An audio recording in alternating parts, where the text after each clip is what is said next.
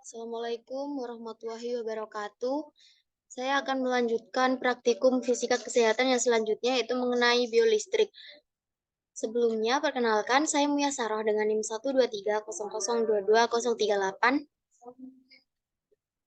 Langsung saja materi yang pertama, mengenai definisi dari biolistrik. Biolistrik merupakan energi yang dimiliki setiap manusia yang bersumber dari ATP, di mana ATP ini dihasilkan oleh salah satu energi yang bernama mitokondria melalui proses respirasi sel. Biolistrik juga merupakan fenomena sel. Sel-sel mampu menghasilkan potensi listrik yang merupakan lapisan tipis muatan negatif pada permukaan dalam bidang atas membran. Kelistrikan yang dimaksud adalah segala sesuatu yang berkaitan dengan muatan-muatan tersebut, serta tegangan yang dihasilkan. Tegangan atau voltase listrik atau sering disebut potensial listrik yang dapat dihasilkan oleh sel tubuh. Tegangan yang dihasilkan disebut sebagai bio atau biopotensial. Tegangan yang paling besar dihasilkan oleh sel-sel saraf dan sel-sel otot. Tegangan yang terjadi pada sel disebut tegangan sel, terus-menerus menjaga keberadaannya dan untuk menjaganya. Sejumlah besar energi yang dibutuhkan. Yang selanjutnya, macam-macam gelombang. Berdasarkan arah, gelombang dikelompokkan menjadi dua, yaitu gelombang transversal dan gelombang longitudinal. Di bawah arah getaran, gelombang ini dikelompokkan menjadi yang pertama gelombang transversal. Gelombang transversal merupakan gelombang yang arah getarannya tegak lurus dengan arah rambatnya. Contoh dari gelombang transversal yaitu gelombang pada tali dan gelombang di permukaan air. Lalu yang kedua, gelombang longitudinal. Gelombang longitudinal yaitu gelombang yang memiliki arah getaran yang sama dengan arah propagasi. Yang berarti arah pergerakan medium gelombang yang sama atau berlawanan arah perlambatan gelombang. Gelombang longitudinal mekanik juga disebut sebagai gelombang kopresi. Contoh gelombang longitudinal adalah gelombang suara dan seismik. Gelombang yang disebabkan oleh gempa bumi dan ledakan.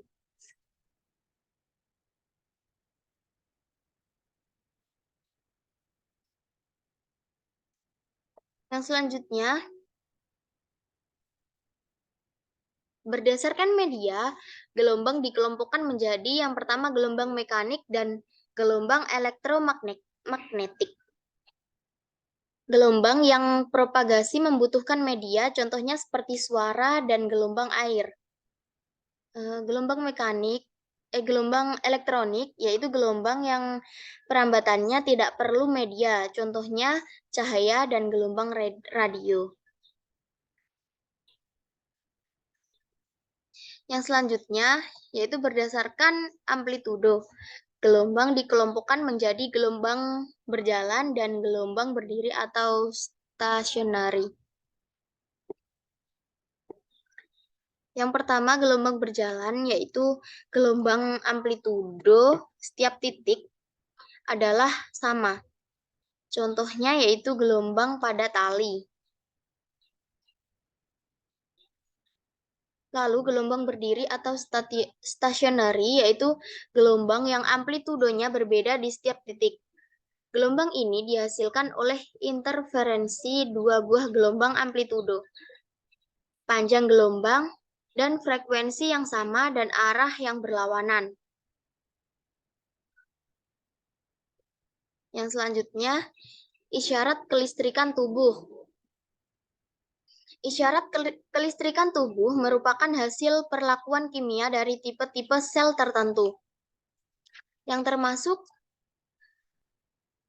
dalam isyarat listrik tubuh, yaitu yang pertama EMG atau elektromiogram ENG atau elektroneurogram, lalu ERG atau elektroretinogram, EOG atau elektroekulogram, EGG atau elektroestogram, gastogram, lalu EEG elektroensefalogram, dan EKG atau elektrokardiogram. Isyarat listrik tubuh merupakan hasil perlakuan kimia dari tipe-tipe sel tertentu. Yang pertama, EMG. EMG ini merupakan metode pencatatan potensial otot biolistrik selama pergerakan otot, digunakan untuk memperoleh informasi tentang aktivitas kelistrikan otot. Gerakan otot berkaitan dengan satu potensial aksi yang merambat panjangnya akson dan diteruskan ke serat otot melalui motor and plate. EMG bisa digunakan untuk mengukur sel otot tunggal maupun pada beberapa serat otot. Elektrod permukaan diletakkan pada permukaan kulit untuk mengukur isyarat listrik dari sejumlah unit motoris. Elektrod jarum konsentris dimasukkan ke dalam kulit untuk mengukur aktivitas unit motoris tunggal. Fungsi dari pemeriksaan elektromiogram atau EMG sendiri yaitu untuk membantu diagnosis berbagai gangguan otot dan sistem saraf. Tes ini dapat memberitahu apakah otot merespon dengan cara yang benar terhadap sinyal saraf atau tidak. Yang selanjutnya EKG atau elektrokardiogram. Elektrokardiogram merupakan pencatatan isyarat biolistrik jantung dilakukan pada permukaan kulit. Irama jantung diatur oleh isyarat listrik yang dihasilkan oleh rangsangan spontan pada SA node atau simpul sinoatrial. Sel-sel khusus yang terdapat pada atrium kanan dekat muara vena, kava superior dan inferior.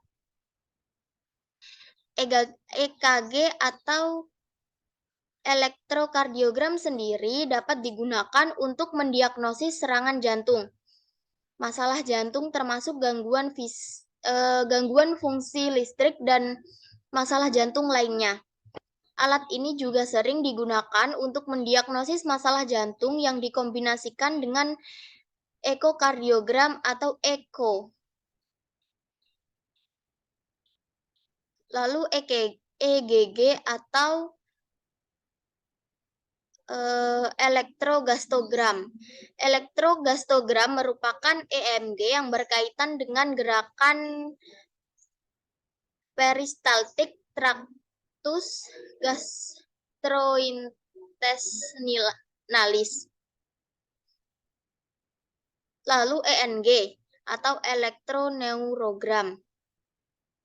Pembuatan ENG yang mengetahui keadaan lingkungan refleks, mengetahui kecepatan konduksi saraf motoris dan sensoris. Untuk menentukan penderita miastenia gravis. Kecepatan normal kondusif saraf motoris berkisar antara 40 hingga 40 meter per detik. Apabila kecepatan kurang dari 10 meter per detik merupakan pertanda kelainan saraf. Yang selanjutnya ERG atau elektroretinogram. Elektroretinogram merupakan pencatatan bentuk kompleks potensial biolistrik yang ada pada retina mata yang dikerjakan melalui rangsangan cahaya pada retina. Isyarat ERG sendiri sangat kompleks karena merupakan sumasi efek yang terjadi dalam mata. Bila gelombang B tidak tampak pada ERG, berarti retina penderita mengalami retinitis pigmentosa. Pada umumnya Retinografi ini dilakukan untuk mendeteksi kelainan pada retina. Pemeriksaan yang dikenal dengan nama elektroretinogram ini juga dapat membantu dokter dalam menentukan pasien memerlukan operasi retina atau tidak. Yang selanjutnya EOG atau elektrookulogram, pengukuran berbagai potensial pada kornea. Retina sebagai akibat perubahan posisi dan gerakan mata.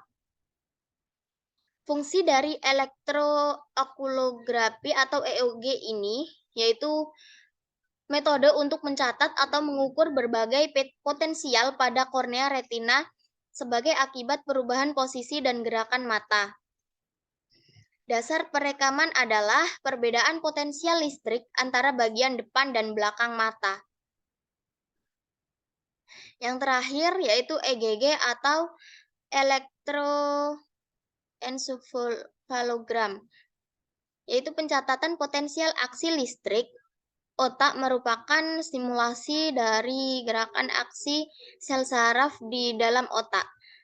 Amplitudo dari isyarat EGG merupakan gelombang denyut demi denyut atau peak to peak dengan jarak antara 10 hingga 100 pada frekuensi di bawah 1 sampai lebih dari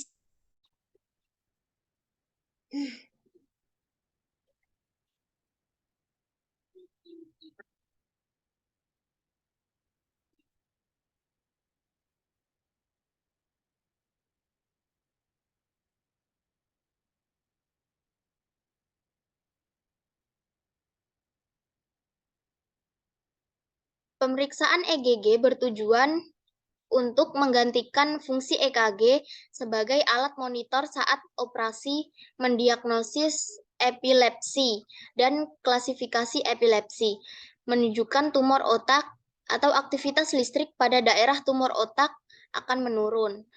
Selain berfungsi untuk mendiagnosis masalah otak, EGG juga dapat digunakan untuk menentukan aktivitas listrik otak secara keseluruhan.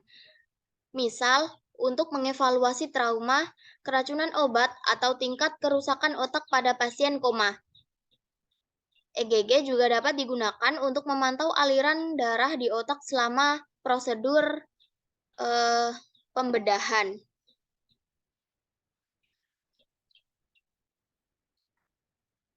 Sekian penjelasan dari saya, kurang lebihnya saya mohon maaf. Wassalamualaikum warahmatullahi wabarakatuh.